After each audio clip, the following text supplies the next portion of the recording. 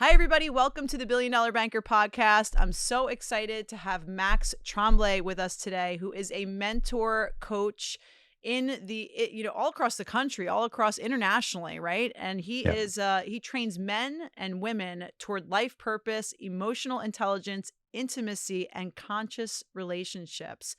Max, we're so excited to have you with us today. Thanks for I'm joining. excited to be here. Thank you. Thank you for coming. We had a great conversation just before, and today for our listeners, Max is really going to drop some great gems on us today about how he helps transforms people's lives, love, and relationship through his coaching program. He has these great events that are coming up, and I'm so excited to get to learn more about you, Max. Can you tell us a little bit about yourself and your customers Yeah. and what you're doing? Yeah, absolutely. Well, thank you for having me. My name is Max. I'm down in New Orleans, Louisiana. I grew up in the Northeast. I'm a husband. I'm a father. I have two young kids. I've been working in the men's work world for a decade. And what that means is I've been helping men grow more emotionally capable, more durable, more integral in their way of being as men in the world. 5 or 6 years ago, I started getting into coaching. And 4 years ago, I launched a coaching brand that really focuses on how do we create better home lives for people? So better emotional intelligence in relationship. And the reason I believe that that's so important is because what happens in the home informs the next generation, and so on. And what I think is the most important is, as successful as some of my men become, if their home isn't successful in terms of emotional capacity and capability, or just the experience of love, we're not creating safety where it matters. And we're not creating a generation that comes next that knows how to live from a place of emotional intelligence. So It's amazing. yeah, by and large, I think the easiest way to describe what I do is I'm a facilitator of men's work. I take men from all around the world. We do these awesome events and we help grow stronger, more integral men. And I coach women, men, and relationships. That's incredible. And so we were Yeah. talking about how on your site, when I was reading about you, how you speak about, if you can inspire 10,000 people, that Yeah. you can change 2 million lives, because Yeah. when you start to shift someone's patterns, right? It's generational, right? And it Yeah. only takes, I heard recently, one generation to really change the next five, right? So Yes. it's incredible when you think about it that way, and how inspired you are by that journey and that mission. Can Yeah. you share a bit about your journey and really what inspired you to start to shift in this direction in your life? Yeah. Well, it was interesting. I was talking to my wife recently about this. It's like every chapter of my life was like, even though they seemed disjointed, they were perfectly situated to inform the expression of my life today. Um, my story starts, I grew up in the Northeast, just outside of Boston, Mass. I had a mom, I had a dad. He was an engineer and really kind of brilliant in his mind and systems. And you'll see why that matters in a minute. And I had a mom who was she was really big into the church and just helping her church with like a newsletter and like supporting the community of the church. And she was just a great mom. But she had cancer for 10 years and she died when I was 16. And when she died, my dad also kind of went into his own grief. And I just was like essentially a 16-year-old boy with no family. And in that moment, all I knew to do was like do myself like that at the highest expression. So I was in the music industry. I built a recording studio. I performed with bands across the Northeast. And Very cool. essentially what I was doing was I was just transmitting my anger that I had from losing my mom into music and just running with that somatically for 10 years, which is an interesting way to look at it now that I see it from that lens. Yeah. After that, I became an artist. I was a photographer for a long time. And what this story really is about is that I have this life that has gone through these kind of 10 years, brackets where each of the 10 years I've found a new expression to really learn through, grow through, and develop more skills in. Mm. And during this whole process, what happened was I got into a marriage that it was a 10-year marriage that I was building a company with her. We were focusing so much on the company that by the time we got into like year 8 or 9, we realized like something's really wrong in this relationship. And what ended up happening was it turned out she had a pretty severe mental illness. I got therapeutic support on how to be a spouse to that. And that changed my life because somebody Wow. said, the number one thing you need to know is what is yours and what is hers. And I was like, what does that mean? And so I like started learning how to meditate. I started learning these different practices to go like, what is actually true in the moment versus what is the story I'm making up versus the story they're saying is true. Right. And in that moment, everything shifted because it was like I unclicked from the matrix. Instead of living unconsciously and not knowing what's happening at an emotional level, I understood exactly what was happening at an emotional level. I understood, what her expression was and what my response was coming from, and I started to do work around what was unhealed from my mother and from the loss of, my family dynamic when I was a kid. And all of this stuff sort of got tossed up in the air. And what I did is I just said, enough. I'm not going to live this way anymore. I want to create the most integral and beautiful expression of life that I can. I still want to have kids. I want to be married to a woman that loves me. How do I do the healing that I need to do and rise my life into a place of integrity that I can call in a beautiful expression of that, exactly that. And so that's what I spent the last 10 years really figuring out and teaching other people how to do. And now that's really what I do, is I help support other people coming into that kind of dynamic, like beautiful home life, incredible relationship, really deep passion, lots of intimacy, and, career on fire. Wow. And that kind of first of all, it expresses how, like, if you could do something like that in your own life and really go in Yeah, and dig into those challenges and those issues, how much change you can create and how far you've come. totally. And now that you're giving that to other people, can you tell our listeners, like, how would you describe the principles of your coaching program? Yeah. I mean, it's so simple when you actually get down to it. Most human beings just want to feel at home at home.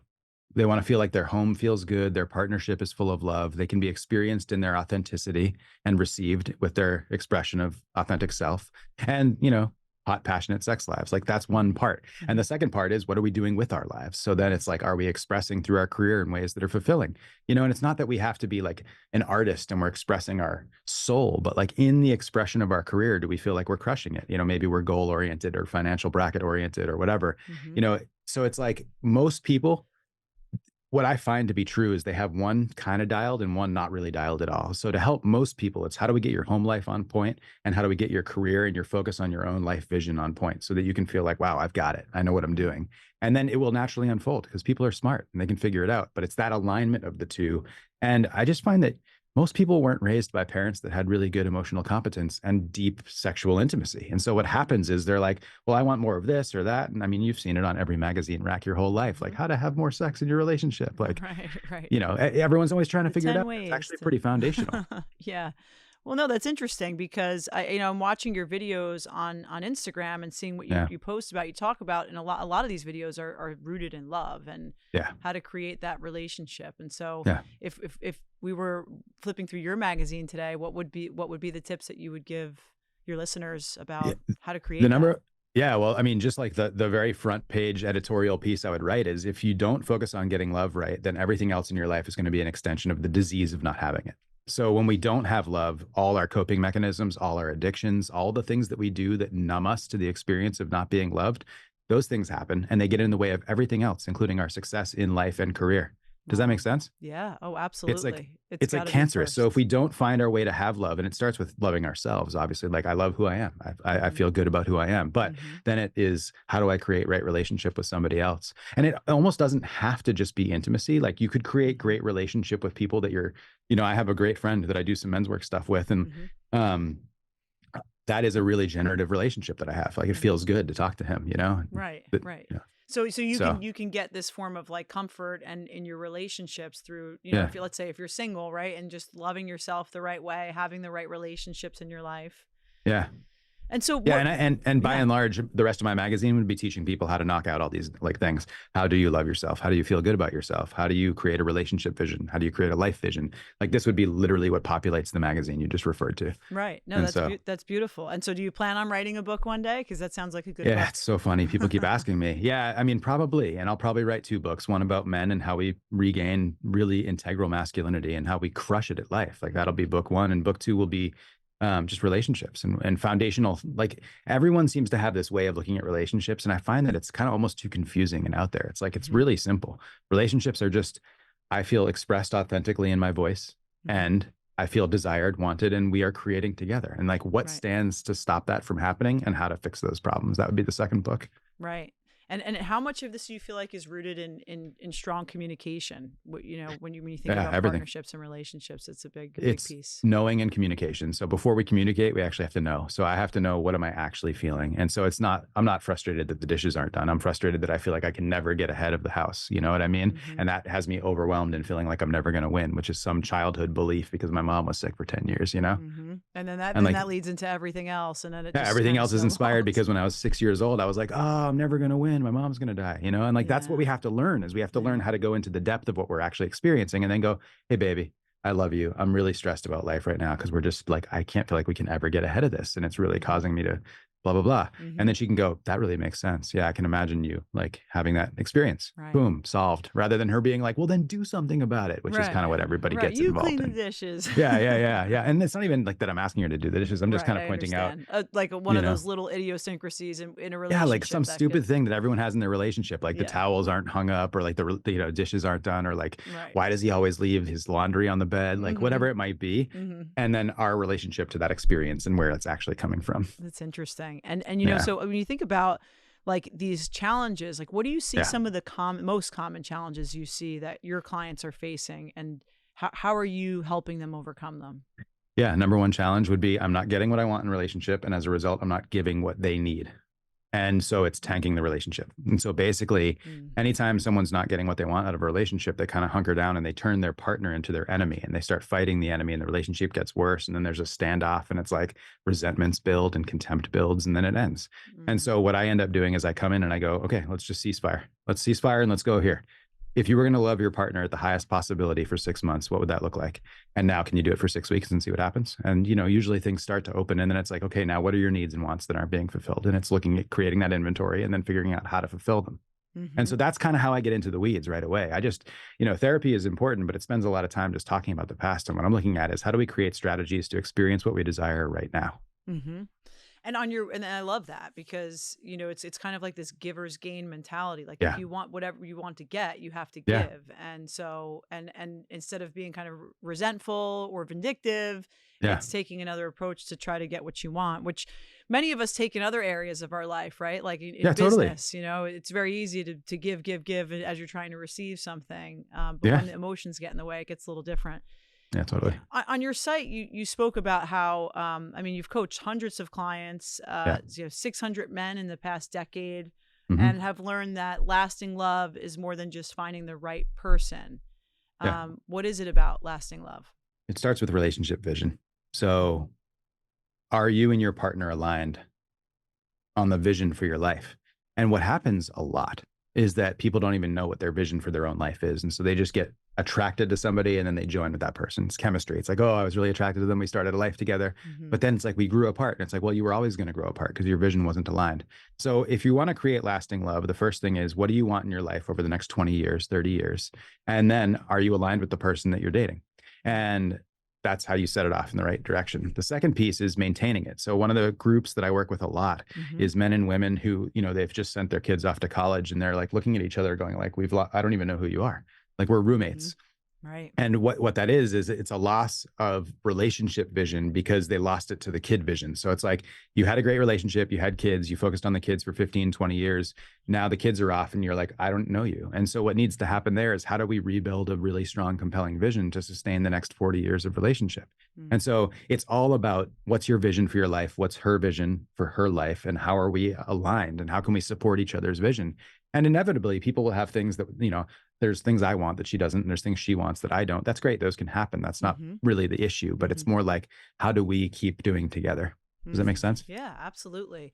And so is that Vision. something that couples need to continue to do, or is that something Yeah. that you say, hey, do it one time, you guys are off to the races, or you're like, you got to revisit this consistently in your lives? Well, yeah. So what I've seen in my work is that there's sort of these markers of moments that if you were looking at somebody's life, they're like, somebody that's 20 years old has a vision that's really only about 6 to 10 years deep and good for them. Let it be. But once you're 30, like, Hmm. okay, what's your real 20-year vision? Do you want to be married? Do you want to have kids? Hmm. And you can start having this vision in your mid 20s. I'm in the South. And so people actually get married at like 18, 19 down here, which is kind of wild, but awesome. But Yeah, that's at the cool. same time, yeah, what's the vision? And Right. you asked about, do we revisit it? Hmm. Um, my wife and I have conversations about where we're at, and we're in it. I have a 9-year-old son and a 4-year-old daughter. So we kind of know where we are for the kind of right now-ish. Does that make sense? Hmm. Of This is course. it's a 15-year bracket for sure. And so we're in it. And Hmm. I'll check in with my wife, like, does this still feel good to you? And here's what I would like more of. And how does this feel? And so, there are some edges we're pushing on about, where do we live and what's our home life look like? And Hmm. but for the most part, yeah. Before you have kids, what's your vision? After your kids are off to college, being prepared to really kind of reassess and co-create a next vision. And can they overlap, because you can start creating the next vision while you're in the last one. So Right. And it's, evolution. like you think about it kind of like a business almost, like you're Yeah, coming exactly. together with your wife or your significant other. And I love how you said, like, how does this feel? And like, what if we did Yeah. this? And having those really important discussions that a lot of Yeah. people, why do you think people don't have those relationship discussions? Why is it so hard for us to sit down at the table and do that? Yeah. First of all, because people don't realize that that there's more to life than just the doing of it every day. And, Mm. the journey matters and how we journey through life really matters. But we have to kind of create this idea of like, what is this life's expression going to be? Hmm. And I think that people just don't do that. They don't realize they can't, and here's what I'll say. I think like 80% of people don't realize you can do that. And then 20% do. And those are the change makers that we see in life. Hmm. The people that really have deep vision for the world, like, and Right. we see them everywhere, culturally, politically, et cetera. Like you see people that are like, I have a new vision or direction that we can go. And so there are people that do that. And I think the majority of people don't. And I think that it would serve most people to do it a little bit, you Hmm. know? Yeah. And I love that because I think it's a part of that is like about going in and like just quieting down a little bit Yeah, and saying like, exactly. what is, just because the noise can constantly get you and you don't even have time for that creative space or that emotional awareness because you're just, like you said, you're just doing every day. You're just getting up Yeah. and you're doing your There, routine. there's a great analogy that I use to describe this. The reason people can't see a future vision for their life is because it's like they're on a boat right now crossing the ocean Hmm. and like they're getting hit by storms and they're just trying to like batten down the hatches and put the sails up. And like, meanwhile, I'm over here going like, you should really consider your future vision. And they're like, F you, bro. I'm trying to just get to the I coastline. can't see And past this like, wave. yeah. And that's literally how people are living in the like, I'm overwhelmed with life. I can't even decide what I'm doing for lunch Mm, today. Like, that's the life that we live in. And so, it's incredible. what I want to explain to your listeners is that what I do is I take men out of their life for a week, a weekend. I take them out of their moment, even for an hour on a call. And I Mm, say, what are we really doing? Like, what is the point of this? Why are you doing this? And I mm, had a call with a guy today. He's navigating divorce and he was mm, making some decisions. And I was like, what's the intention of this decision? And does that align with your goal that you're trying to achieve as you move through this process? And he was right. like, wow, you're right. No, not at all. And it's like his impulses in the moment are having him make the wrong decisions for the vision that he should be attached to. So That's incredible. calling people back to their vision over and over again. That's, I mean, basically what I do, as I coach across long term. Yeah, it's amazing too, and I would imagine that a lot of people have probably more of a vision for what they want to do in their career than Yeah, maybe of they course. have like in their life, and Yeah, they're more their life's purpose, and so it's funny because like the billion-dollar banker thing is just it's about limitless, yeah, billion is about like yeah. It's boundless, like limitless. it's you could achieve anything, kind of is what Yeah, it you really can. represent to me. But I think about how we leave this personal stuff off the table, and we were talking about Yeah, earlier about men specifically, and I love yeah, some of the stuff that you were talking about. I want the men that are listening here today to hear a little bit more about your philosophy in training men and your approach. Could you give us yeah. some of that? Absolutely. I mean, when I work with men, one of the things, look, we have to look at this through the lens of we're at a very unique moment historically. Since the dawn of mankind, men have sort of been thrown into this realm of becoming powerful enough to provide and protect for a village, and then for a community, and then for a larger space like a country.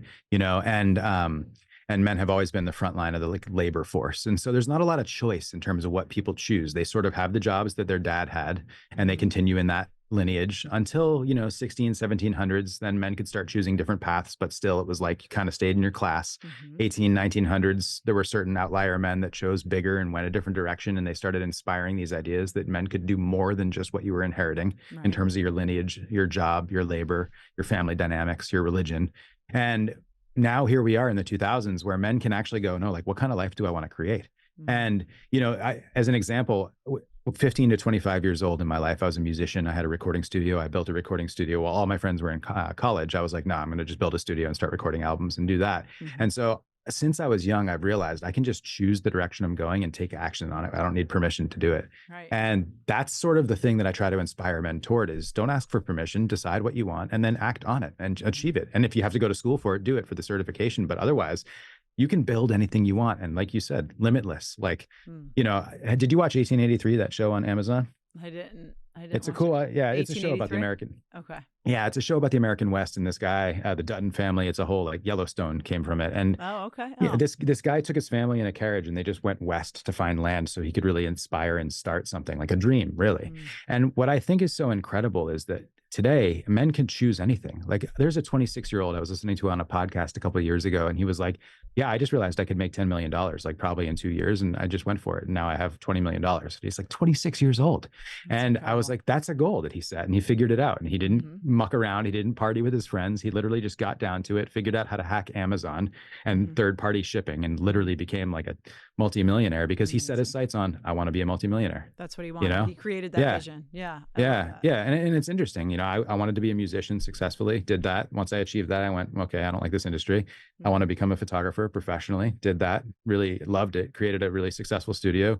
Bought a farm. Realized I was in the wrong relationship, and then I was like, now what? And so I got to 35, and I was like, I want kids. I want to be married again and have an amazing expression of relationship, and I want to be wildly successful in my career. And Mm. so I just compartmentalized each thing and then acted fully on each of them. And Right. And the action part is the biggest part, right? That's why yeah, you're really like achieving what the things in your life that you want to create is yeah, because you're taking action. You're not hesitating, like you said before. You're really just, where do I want to be? You're asking yourself, yeah, how do I want to get there? And then you're pursuing. And so, yeah, yeah, yeah. and I'm sure it's very cool to look back and see, like you It's said, kind of yeah, it's like compartmentalizing them in decades of, yeah, yeah, it's kind of magical. And one thing I'll say to any of your listeners, the mhm. how to do this, find men or people that have done what you want to do and ask them how they did it. And if you can't get in touch with them, figure it out. Literally you can make appointments with almost anyone on the planet Right. somehow. And so Yeah. it's like, you know, Yeah. you just want to put yourself in the realm of the people that are actually living at the degree you want to be living at. Mhm. And that's what I've done throughout my whole life. I've just found men that I'm like, I want to work for that guy, That's what, incredible. I and then you learn how to be like that person's energy and create from that platform. Does that make sense? Yeah, of course. And I think podcast is one of the ways for somebody that won't necessarily pick up the phone or send that Totally. message or ask that question. They could kind of Yeah, they can learn passively from this. listen and Yeah. learn from something like this. Are you interested in being a sponsor on the Billion Dollar Banker podcast? Well, for a select time, we now have openings for sponsorship opportunities here on the podcast. These sponsorship packages are not only affordable, but they can generate great opportunity for you and your brand. If you're interested in talking more about how these sponsorships work, we'd be happy to show you how. This is a great way to get exposure at an affordable price on a consistent basis right here in one of the best studios in New Jersey. If you're interested, click the link below or comment sponsorships and we'll set up a call with you today. Advice for people that are newly dating. What's the best way to kick off a relationship and make sure that it's successful? Yeah. What do you want out of that relationship? Vision again. Like, what are you actually trying to accomplish with a relationship? And then being bold and fearless in your authentic truth. And when you date up front, ask the person you're dating, what are you looking for? What are you looking to do in a relationship? Because the reason so many relationships are misaligned is because one person wants kids and the other one doesn't, and they don't even address it. And then 6 months in, they're like, oh, but I thought you were a yes. And he's like, well, I wasn't really. And, Right. or it's like, I'm not ready to do that, or I don't want to, or I already have kids and they've all gone off to college. And like, you need to make sure that we're aligned in the directionality of life. Mhm. That's the first part. The second part is getting really clear what our baggage is from our children, like our childhood, and also from our past relationships. Like we have all these horrible habits, anxious and avoidant tendencies, or we're super emotionally reactive. And if we have that stuff, we need to learn how to sort that out and heal it. And it can be done relatively quickly. I'd say you could heal most weird relational attachment issues in probably about a year and a half of deep work, and then you can be functional enough that you can create healthy dynamics in relationships. And the last thing is, if you really want a healthy, sustainable relationship, it's a game of tennis. You have to be on the court and playing it. And as soon as you put the racket down, like the ball will drop and someone's waiting for you to show up. And you have to recognize that's how it is in relationships. So like my wife doesn't ever feel not desired by me. Like she's always kind of pursued by me, and she always loves on me. Even when we're in bad moods and we don't like necessarily want to be loving on each other, she'll like put her arms on me and just be like, hey, I know we're in a hard moment. I love you. And it's like, we're constantly softening each other toward love, toward connection, toward intimacy. And even when we don't want to, and that's what really keeps it sustained.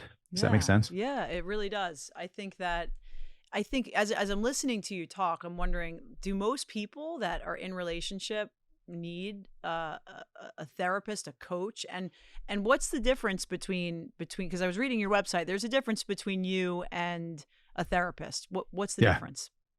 Yeah. Well, I've gone to quite a few therapists over the course of my life for different reasons. And what I realized is I always had to lead the therapist to the answers that I desired. And I was like, this is annoying. Like, I don't want to sit here for an hour and pay you if you're not going to tell me what I need to know. And I mean, they were like, well, how does it feel to not know? And I'm like, I don't really care. I just want to know what do I do with this? And I had one therapist who was really great, but anyway. All right. Not Let me say bad. it this way. I learned great things from therapists, but they didn't help compel my life into the highest possibility that it could be. Okay. So when I learned about coaching and when I got some coaching from people, I was like, oh, this is a whole different realm. This is like, this guy is literally going to make sure that in 6 months I am at the level that I want to be at in a year. Mm. And so, you know, coaching is a different game. I don't really spend a lot of time looking at why things are happening. I just go, this is what's happening and this is what we can do about it. What are you going to Mhm. choose? And then, you know, forward movement. Right. There's more.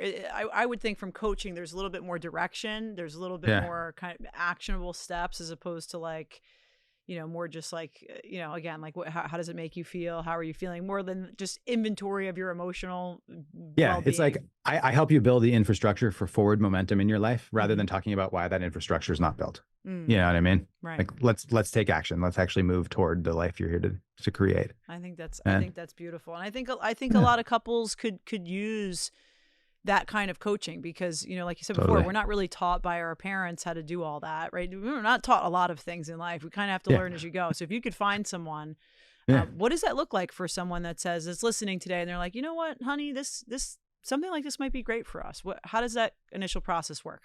Yeah, I mean, just following me online is a great starting point and just listening to what I say. And if I resonate with you and you feel like I can help, you know, one of the things that's really great is that I'm really good with men. I help men understand all these complex dynamics around emotions and how they work.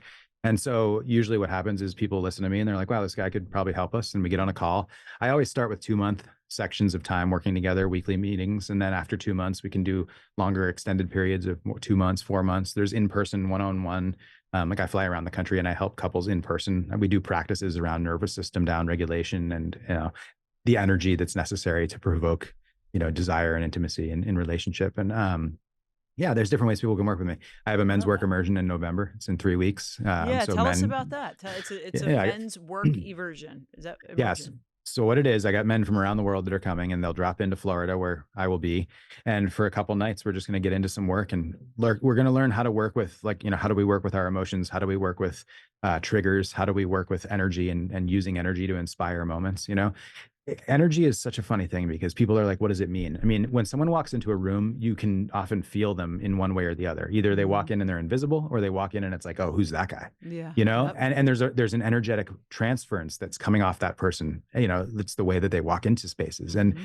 energy is incredibly useful in life. And most people don't even think that there's anything other than their normal way of existing, but we can use energy. And I'm sort of it's something that I've really worked at mastery around is how can I create different energy in the field depending on what I desire for the outcome. And it's not to be manipulative, but it's to actually create toward what we want. Does that make sense? Yeah, it absolutely does. And I think you talk about like what some of the videos I've watched is like it's never too late, right? I think you Yeah. mentioned your father recently got married. Yeah. 76. He got married Yeah, last week. It's amazing. that's amazing. And it was like 70s or something? Is that what you said? 76. Okay, Yeah.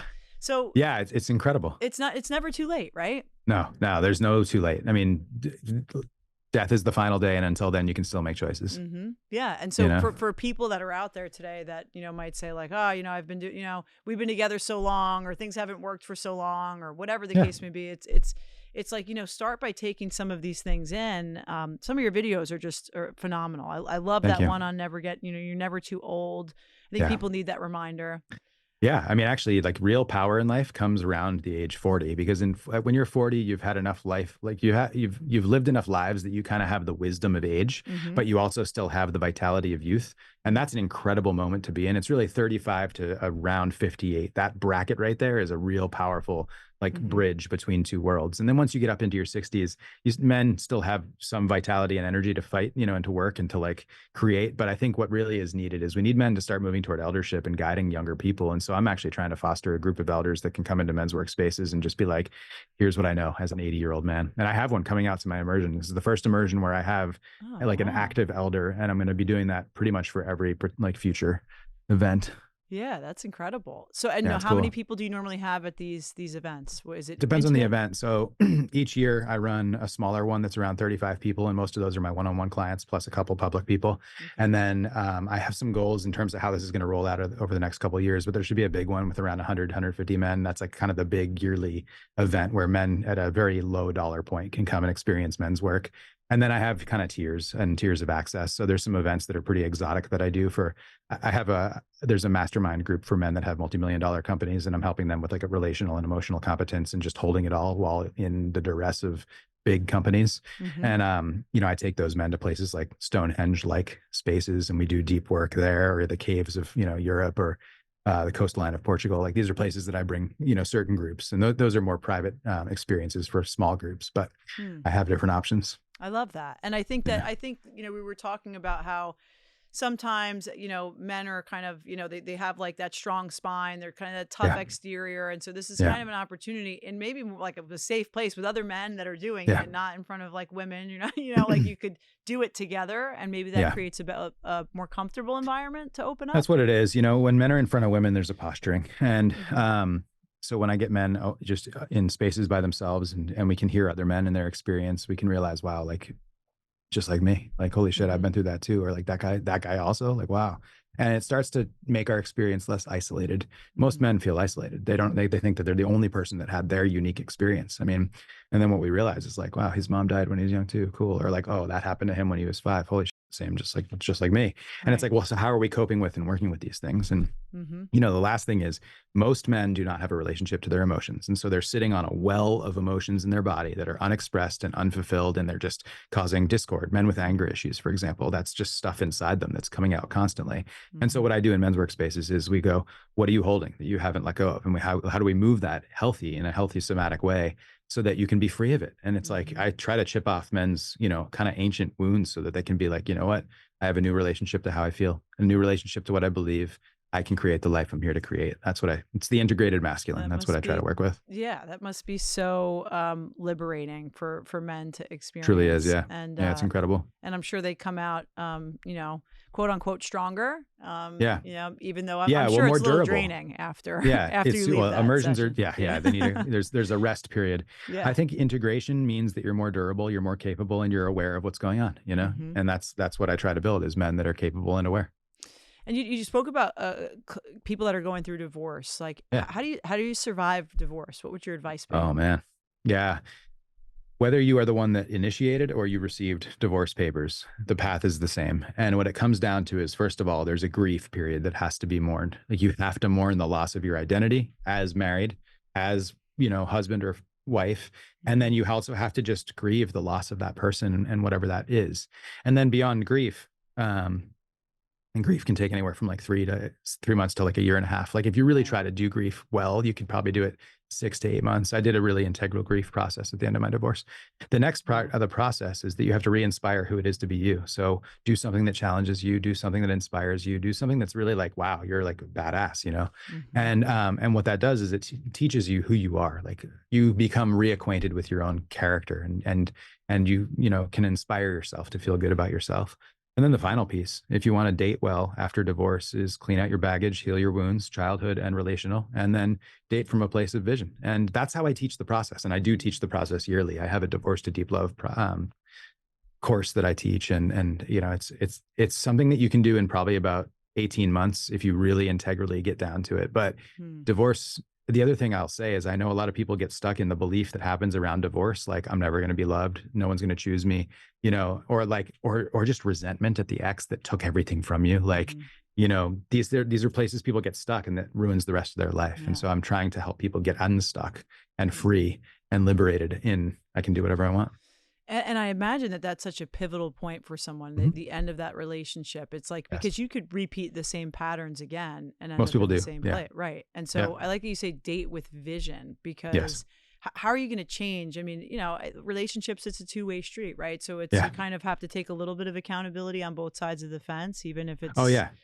Yeah, right. I mean, even in my circumstance, like, when I first got divorced, I divorced her because of a mental illness and the way she treated me. And I was like, this is a her thing. Hmm. But for me to really change my future, I had to go, and if I take full responsibility for how that relationship unfolded, here's the truth. Right. And so you have to take responsibility, Right. otherwise you're just going to repeat the same process. Yeah, so that's absolutely true, because you see, I mean, everyone has friends. Everyone, I mean, what, 60% divorce rate right now? Yeah. 50% divorce? I think It's it's high. 58. Yeah. Yeah, Yeah. It's so intense. it's Yeah. everybody knows But someone that that's means going something through like it. 40% of them are doing well. And I always want to flag that. That means like Yes. half of the people out there are hanging on. That's That's pretty cool. winning. Come on, that's Yeah. yeah. Yeah. Of the Yeah. It's not, 40%, we got to figure out how many are happy and yeah. thriving in their relationship. relationships, I know, and I know. So then hopefully, it's like 25% are satisfied. No, yeah. but actually it's interesting. There are markers for why people are happily married and where in the world that happens. And it happens where there's community, and it happens where there's multi-generational support. And it's like, Mm, there are reasons that happiness exists in the world. It's that's one of the interesting. one of the biggest things that changed my life was I actually looked up the science on what makes people happy and how can we co-create it or recreate it in our own lives. And Mm, that's where I built a lot of my work from, was like, what do we know at a scientific level that makes people happy, satisfied, excited, engaged in life, vital, right. longevity too, blue zone stuff. Like, what do we know? And Yeah. then that's where I built all that I teach from. Oh, I love that. I think that's incredible. And when you look at what you're putting together here, you could tell this is like a labor of love, what you're Oh doing and yeah. what you're giving. Yeah. I hope our listeners will go check out your page, your retreat. There's so many people that you've helped. And is there any stories that just resonate with you, that uh, anything that's really you've seen that's been really transformative that you would share with us today? The thing that has really inspired me across time is I'm really interested in valiant efforts that people make in service of something that matters. And my grandmother was a German woman who lived in Germany during World War II, and all her brothers were in the German military. And my grandfather was an American Air Forceman, and he met her, and they like slept together and had my dad like on their first date. And um, her life story was a story of choosing to root in a truth, which is I'm going to raise this child the best that I can, and that's it. And Mhm. she lived the most incredible life. Like everything that happened during the war and the birth of the kid and moving to the United States and then Alaska and then Louisiana and then Massachusetts, like this whole life story is just like, wow, this woman lived an incredible life, but the whole thing was rooted in I'm going to raise the best son that I can. Mhm. And so a story like that, or like the Dutton family in 1884, the Amazon show, like this guy who takes his family across the country to settle land so that he can build a place that's like, these stories, the founding fathers of the United States, Mhm. these are things that when you actually look at the truth of what they were trying to do, what was inspiring them to do the thing they were doing, like what you realize is there's people, regular people, lawyers, doctors, like husbands, fathers, that just have gone, I'm going to go not just big, I'm going to go beyond anything that's ever existed before. And you can do it. Mhm. Sam Adams, one of the like Sam and John Adams, who were the founding fathers of the United States of America, they were the most regular dudes you could absolutely imagine. Like if you look at their career resume, it's like they are Mhm. literally regular folks in Boston, Massachusetts in the 1700s. And then they're the signers of the Constitution of a country that really resulted in freedom for quite a few people around the world. It's It's a pretty incredible. big game changing move for a lawyer and Yeah. a guy that liked to drink beer. Yeah, right. Yeah. It starts with a mission. I love your mission on your site. I think it's phenomenal. Everyone should go over there and check it out because it's you could feel the passion behind it. And Yeah. I'm curious for your company and for you, what are we going to see from you in the next few years? Yeah, well, it's growing fast and I have some big, big goals. And so what I would like to do is I'd like to have, a couple hundred men in a field every year, rooting in integrity, learning how to deepen their emotional competency. I would love to see a shift in the percentage of divorces. I'd like to see that get down to 35% by the time I'm complete on this mission. And I think it's a 20-year goal, what I have right now. So It's by the time beautiful. I'm 60, I have some big shifts culturally that I'd like to see at least I put a dent in. Yeah. And I don't know, it's interesting. Like I feel like I was kind of born for this position. It's like when I was young, I learned how to get on stage and move energy through a room. Mhm. And then later in life, I learned how to create, production. Like I was a photographer, so like lighting and transmission and sound. So Mhm. my whole life has sort of put me in a position to be, decently suited to move that. And I'm durable. People criticize me all the time, and I don't really care. So I'm kind of capable of being in the field of Yes. life You where, have to be when you're online and oh, it's unbelievable. Yeah, the expressing number of messages yourself. I get where people are like really triggered and they're just like, "You can't say that." I'm like, "Yeah, sorry." Yeah. Well, Yeah, they're engaging. So, yeah, uh, it's good engagement. Yeah, it's great. one last question for you. Yeah, What have you learned about your life through coaching? What's come about for you?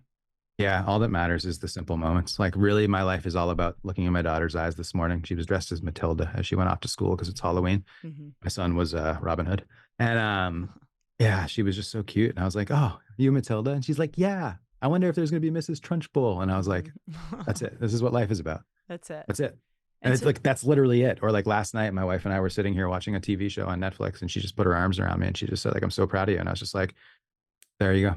That's what life is about. right That there, moment right those there. moments. Yeah. That's That's it. amazing. Really. And it's such a great way to leave off here because whatever you're dealing with today, Yeah. whatever your issues are, right? Yeah. You're going to have one of those simple moments today, I hope, where that you pause, whether it's a Yeah. smile from a stranger or someone that, puts their arm around you and says, I'm proud of you. It's those moments that matter the most through the Yeah, it really chaos. is. Right. My 9-year-old, I just want to share this because Yeah. this is a big one. My 9-year-old son, I've been teaching, the importance of apologizing and taking accountability for wrong action, right? And I model it with his mom, with my wife. Like, so like I model like, hey, I'm sorry I said that. Like, so Mhm. this has been a 2-year process because he definitely does not or did not apologize. And just this week, he came up to me. I was working in the back at like 9:30 at night doing some content stuff. And he was like, hey, and I was like, yeah. And he's like, I just wanted to say sorry. And I was like, What'd you say? what? And I was like, okay, what? Why? And he said, well, just the way I talked to you earlier. And I was like, oh, thank you. Like that really feels good. Thank you so much for saying that. And Mm. that is like, oh my God, I'm teaching my son emotional, like intelligence. And like, I just had a moment where I had tears in my eyes because I was like, if I can give the gift of working emotions correctly to my son and he's already acting on it at age 9, like I've just freed him from a life of hardship, really, Oh man, you're so And right. so, You're so right. yeah, To teach them that at such a young age it's life changing. It'll be changing It, for all the his life is relationships going they to be have. changed forever because he can navigate these complexities that most people struggle with. Like most people can't apologize because they can't take self accountability. Right. So that right there is what I live for, is these little moments, Because if you could start there, then you can work out almost any little challenge. Well, Yeah. when someone's mad at you, let's say in a relationship, you're having an argument, and Yeah. you might Hey, not I'm even sorry. We could have done understand. this better. Right, Yeah. you might not even understand where they're coming from. You might not Yeah, even agree exactly. with where they're coming from. But if you could just say, Yeah. "I'm sorry that what I did or how I acted made you feel that way. I apologize that was what Totally. You could happened." even just say, I'm sorry, this is going the way it does. Like, Right. or it is. I don't Right. want to do this with you. Can we Right. pause for 2 minutes, come back and try this again? Like Right. that is Just that. even a perfect way to pivot toward depth and connection. Right. It's not about winning. It's about finding that No, common ground. I think totally. too often you see that there's this just fight back and forth about who's right and who's wrong, and it's so not about that, right? So Yeah. how about, Yeah. would you leave our listeners with any amazing books or podcasts or anything they could take in other than your content that you think is really helpful? Yeah, I think one of the most important books that I tell people to read is Man's Search for Meaning by Viktor Frankl. And he was a psychologist that was in a concentration camp during World War II. And, it's one of the most incredible books because what it tells you is even in the most extreme situations, you can still have an optimism or a possibility of a future moment that's beautiful. Mm. And he really talks about how that happens and what survivability, like the survivability in a concentration camp. You'd think it was random, but it was actually like people that believed in a future moment, a future possibility, future love, actually survived higher than people that thought it was all over or their wife had died or something. Like Oh it's wow, crazy. that's The interesting. second book is The Wayfinders by Wade Davis, and that talks about a different way of doing life. And I actually think that, you know, in the West, we're too intellectual, we're too heady, and we overthink everything, and we don't feel enough, and we're not aware of anything. And true wisdom as men or women is about feeling the truth, knowing the truth, and then operating on strategy based on wisdom. But it's about feeling and knowing, which comes from a different realm that most people are disconnected from. The Wayfinders talks about it. Feeling And I and think the knowing. last thing that I would say is, if you're a person listening and you want to start changing your life, just learn how to meditate. And if it's 10 minutes a day and all you do is try to focus on your breath and you do it miserably, good, you're doing great. Do that and do it for a year and watch what happens, because it'll change your life overnight. Yeah. That's amazing. And thank you so much for coming and sharing. I'm sure there's Oh, some yeah. people that will have listened today that feel changed and empowered already. If you guys are interested in checking out the men's full immersion, please go over and check it out right on Instagram. All your links, your description, everything will be below. Yeah. Tell them Just find me Billion on Dollar Instagram. Banker Name is sent Max you. Trombly. You can send me a Absolutely. DM. If you Yep. send me a DM and you mention you heard me on the Billion Dollar Banker, I'll give you a huge discount on the immersion. That's amazing. Thank you so much, Yeah. Max. Thanks for coming today. We look forward to following your journey, reading your books in the future, attending your events, using your services, and just learning from you every day. Thanks. Thank you Awesome. for everything you give to us. Yeah. Yeah. Thank you. And you're welcome. Have a great day. Yeah, you too.